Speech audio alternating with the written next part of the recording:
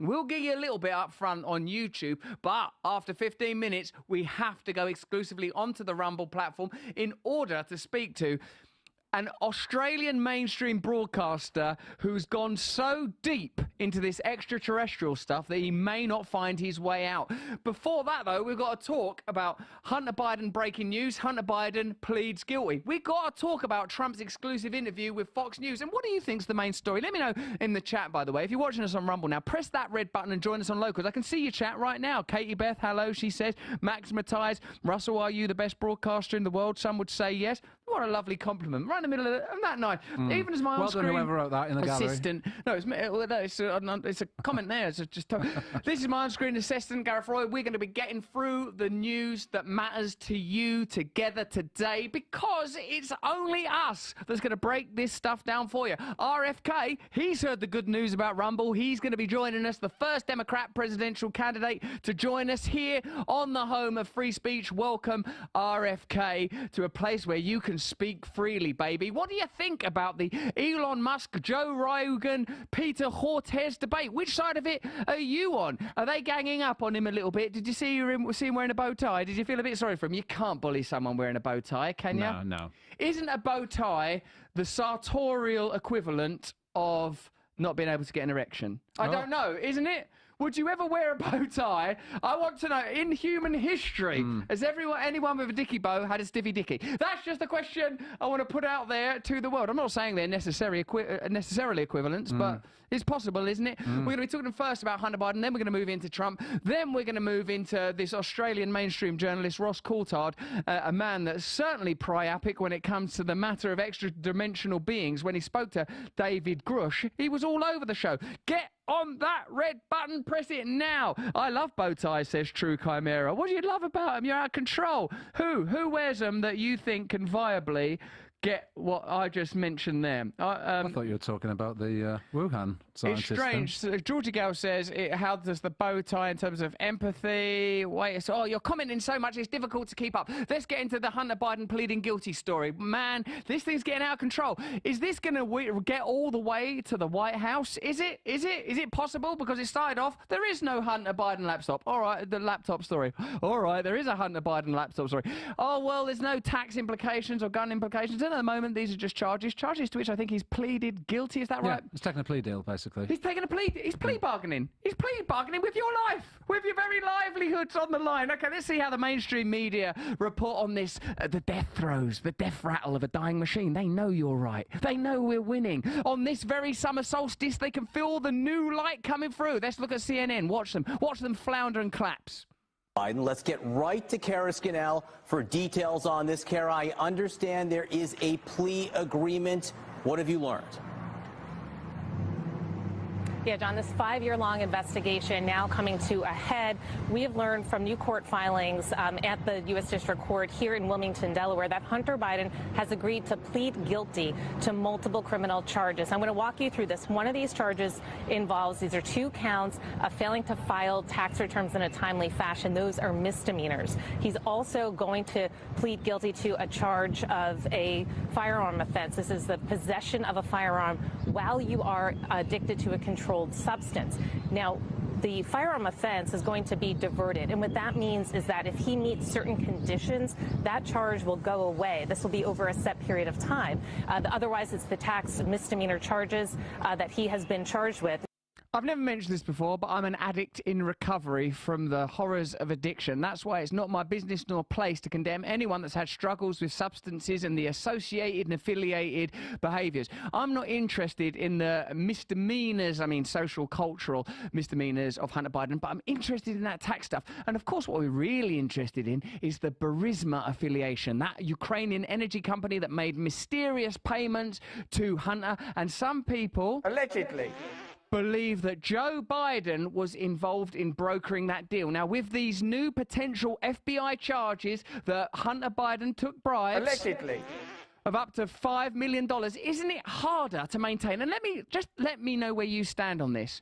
that the Democrats and the establishment, the elite establishment's position on Trump's and his little boxes of secrets is about corruption rather than wrangling him right out of the presidential race. And also, riddle me this, you sweet children of the Lord. Why are we obsessing over the character of Donald Trump, which, you know, some of you love and some of you loathe, and people seem to be split, well, almost exactly down the middle, depending on which voting machines you use. We all know Dominion voting machines. They're the best voting machines that money can buy. We certainly can't afford to criticise them, can we, baby? 750, that's a bit rich for my blood.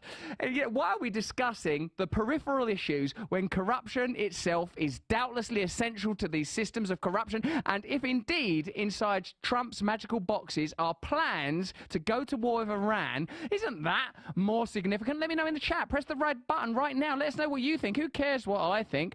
Professors wear bow ties, says Ashella. James Bond said, Juanita 952. This bow tie story has captured the soul of the nation. And we're talking about Peter Hotez, yeah. He's the dicky bow wearing man who says, who won't debate RFK. And God, what a place to debate RFK now. Rumble, the perfect platform for a debate of that nature. The perfect time, the perfect place. So look, you know, with what you just mentioned about Burisma, I think that's where this all links. And, you know, what they're talking about is Hunter Biden for 2 years earned in excess of $1.5 million a year. And he didn't pay income tax on that. And so that's what these two charges in this plea deal are about. That money came at a time when he was a board member of Burisma, making millions of dollars.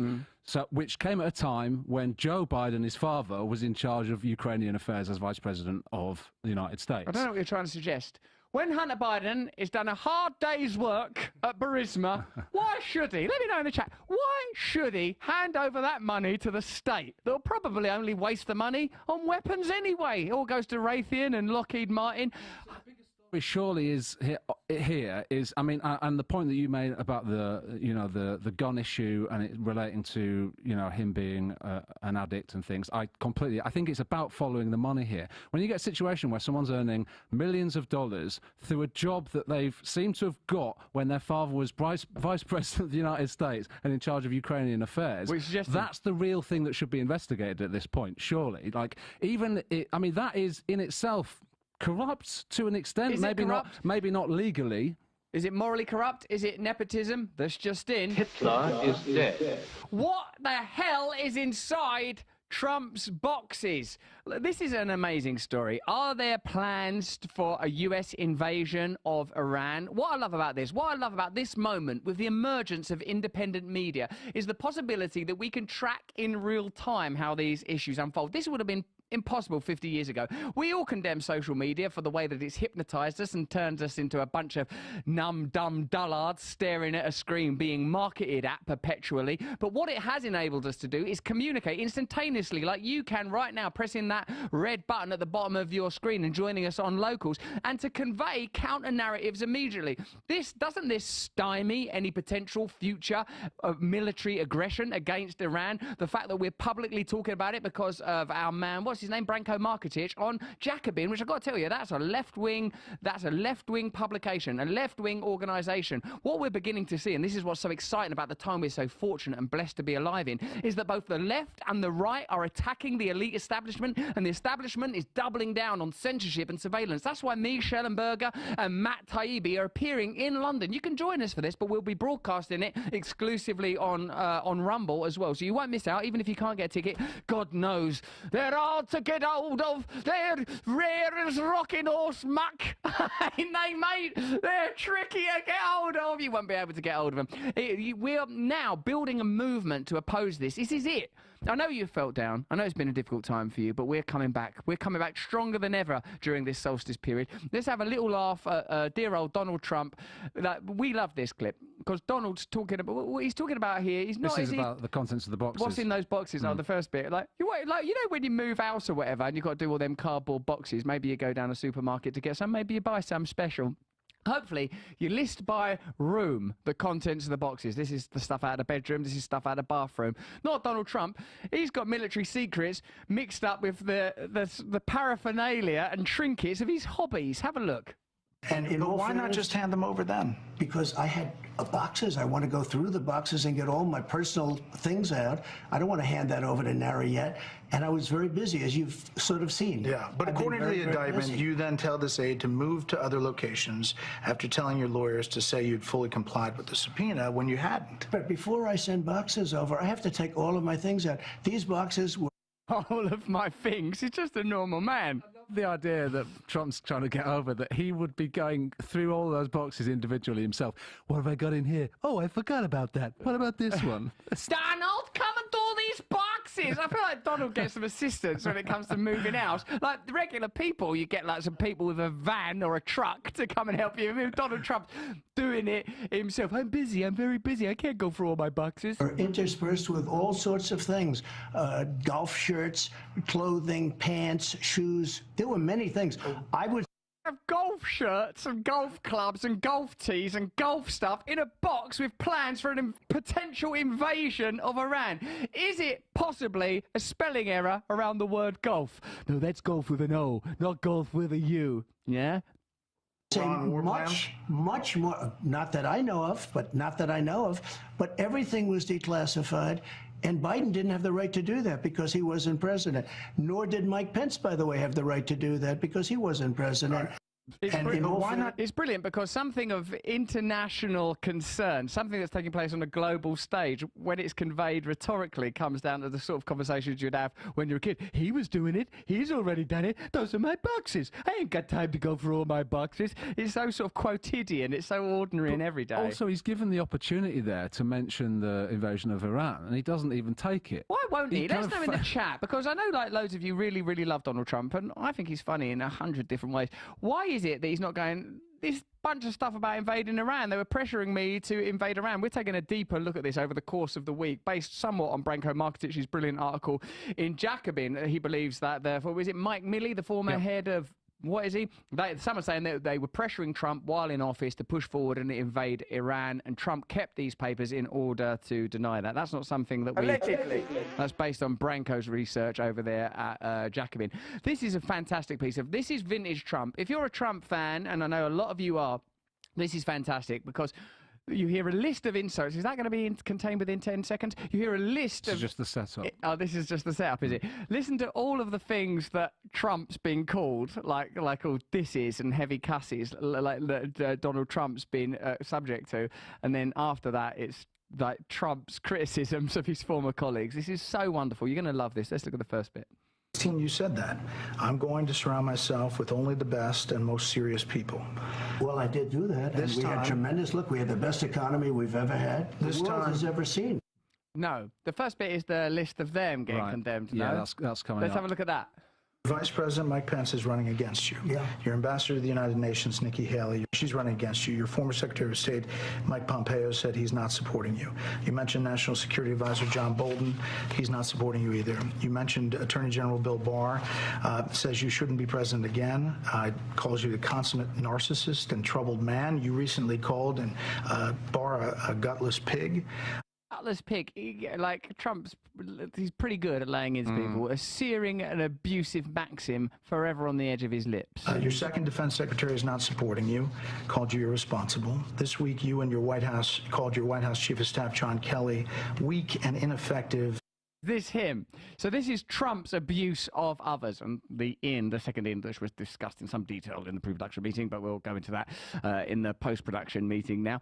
So this is all of, listen to his escalating criticisms of his colleagues. It's wonderful. And born with a very small brain.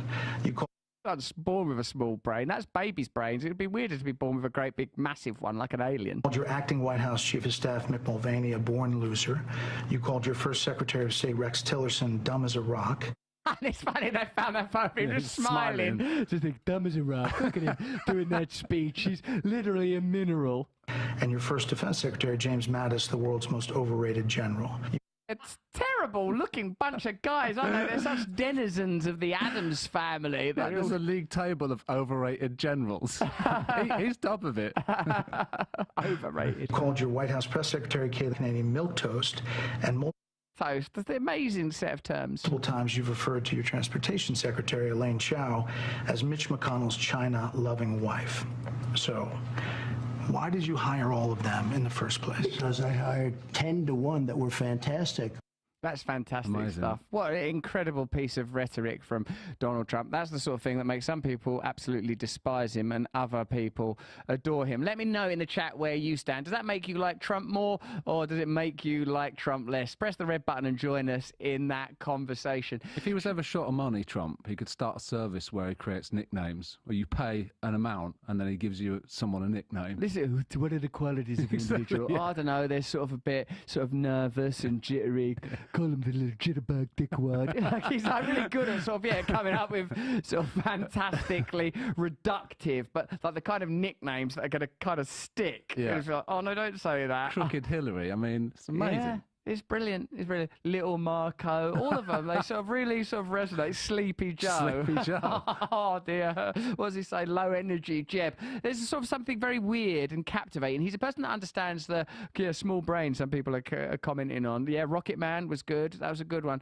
Yeah, he's brilliant. He's brilliant. He's coming for Dumbledore. Okay. It's Shakespeare for insults, is Ashel. I mean, DeSanctimonious. I mean, wow. DeSanctimonious is that's good punning, baby. That's good punning.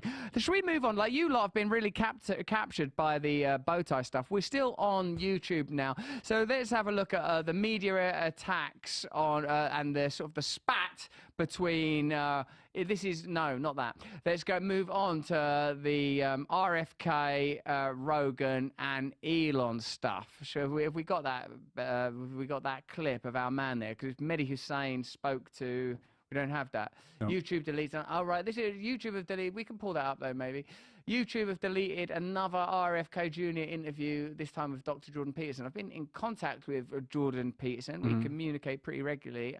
And he's talking about he's got some interesting stuff that he's developing. But I was very surprised to see that this was pulled down and censored.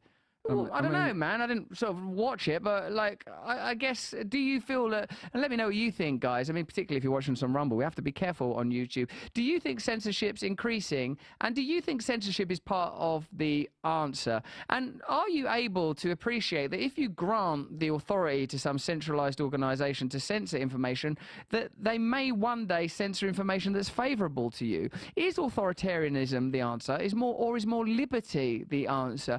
Authoritarianism is predicated on the idea that you can't trust people. That's the undergirding idea, isn't it? You cannot trust people. People are bad and stupid, and the only way to prevent inevitable chaos is through centralized control authority. There isn't any other argument, is there? So what does Zen Hillbilly says? YouTube is 100% controlled by government and pharma. Everyone needs to leave the platform. That's your views. I think we're still on them. The censorship has been incredibly blatant and blunt. It's clear there's an agenda. We probably should come off. Should we come off now? Let's get over. Listen, we're going to leave YouTube so that we can get a little deeper into this conversation, as well as delving into the story that RFK has joined us on Rumble. And I know you lot are really interested in the Twitter spat that's emerging around RFK and the potential debate between him and Peter Hotez, the bow tie model, and in a way advocate for some interesting anti-pattern ideas in the vaccine world that are certainly worth looking at. So listen, there's a link in the description. We're going to get a bit deeper now. We're going to get into some pretty